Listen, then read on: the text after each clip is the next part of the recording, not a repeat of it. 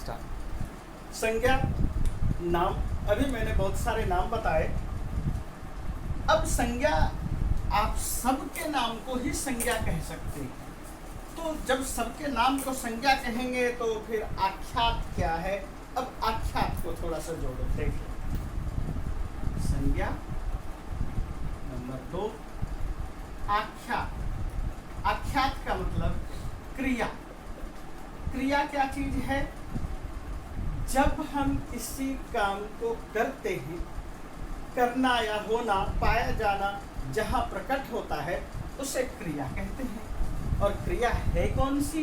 कुछ मूल क्रिया में लिखता हूँ, जैसे पट, चल, खाद, नम, वद, पत आदि। ये सारी के सारी क्रिया है। इन्हीं क्रियाओं के हम रूप लिखते हैं। ये क्रिया की मूल अवस्था है। मूल अवस्था आप कह सकते हैं।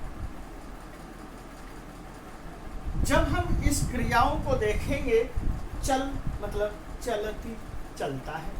खाद से बनाएंगे खादती, खाता है।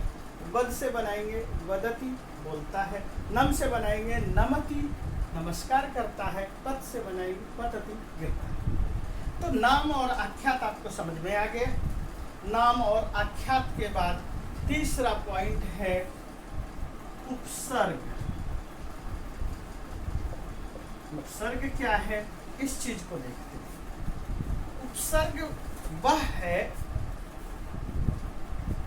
जिससे मूल धातु के शब्द या मूल शब्द के अर्थ का परिवर्तन,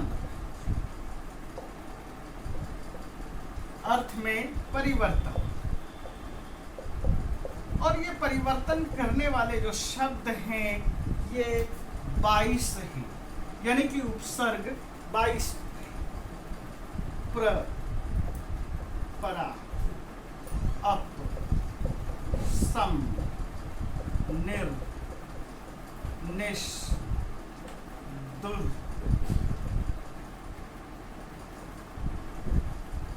दुष, अधि,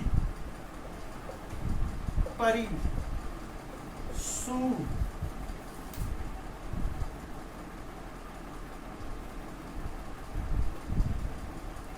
आदि। जब हम इनका प्रयोग करेंगे तो इनका प्रयोग करते समय हमारे पास जो शब्द की स्थिति होगी वो कुछ इस तरह से होगी कि जैसे कि आपके सामने मैं ये रख रहा हूं शब्द,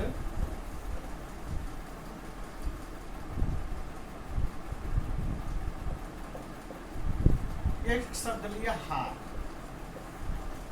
हार का अर्थ है माला, या हार का क्रिया के रूप में, संज्ञा के रूप में हार है माला, और क्रिया के रूप में हार का अर्थ है हार जाना, पराजित हो जाना। अब इसी हार के साथ हम कुछ उपसर्ग को जोड़ेंगे। जब भी हम उपसर्ग को जोड़ेंगे, जो यहाँ पर शब्द लिखा है उससे पहले, तो जब हम पहले लिखेंगे तो ये क्या हो जाएगा कि हार से पहले हम आ यदि जोड़ते हैं, आ उपसर्ग है, तो आहार, आहार का अर्थ हो जाएगा भोजन। यदि हमने वी जोड़ा और विहार का अर्थ हो जाएगा घूमना। सम उपसर्ग जोड़ा, संहार का अर्थ होगा नष्ट कर देना।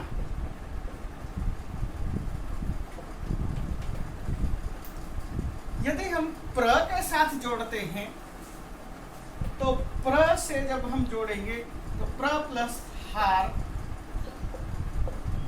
प्रहार का मतलब होगा हमला करना। आहार, विहार, संहार, प्रहार, उपसर्ग लगा के जोड़ सकते हैं। उपहार, उपहार का मतलब है किसी भी तरह का गिफ्ट, भेंट देना। तो इस तरह से उपसर्ग अर्थ को बदल देता है। जब हम उपसर्ग पढ़ चुके होते हैं तो उपसर्ग के बाद हम बात करते हैं चौथे नंबर पर निपात। निपात क्या है? इसको हम ये कह सकते हैं निपतंती, स्वयं जो अपने आप गिर रहे हैं। जैसे वर्षा होती है तो वर्षा में बूंदे गिरती हैं, कहाँ से? आकाश से। अब जैसे कि मैंने कुछ देर पहले ये कहा कि ईश्वर से निकली हुई भाषा।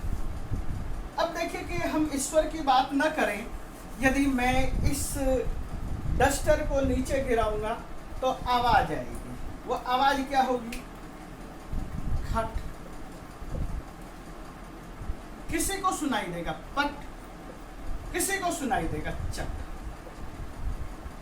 ये खट पट चट हमारे शब्दकोश में जो शब्द आया, ये केवल गिरने की ध्वनि से आया, निपात, निपतन। अब हम यहाँ ये कहते हैं कि इनका जो है शब्द के साथ जब हम प्रयोग करेंगे तो हम इनमें फेरबदल नहीं करेंगे। जैसे चट चट करता है या खट खट करता है, तो खट खट उसको वैसे के वैसा रखेंगे, यानी खटखटी नहीं कहेंगे, चटचटी नहीं कहेंगे, पटपटी नहीं कहेंगे, या खट जो था उसमें बदलाव नहीं करना।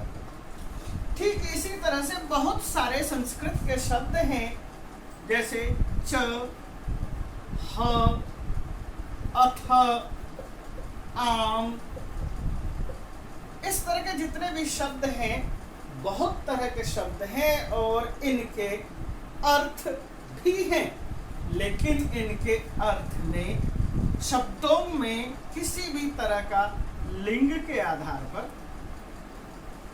वचन के आधार पर बदलाव नहीं।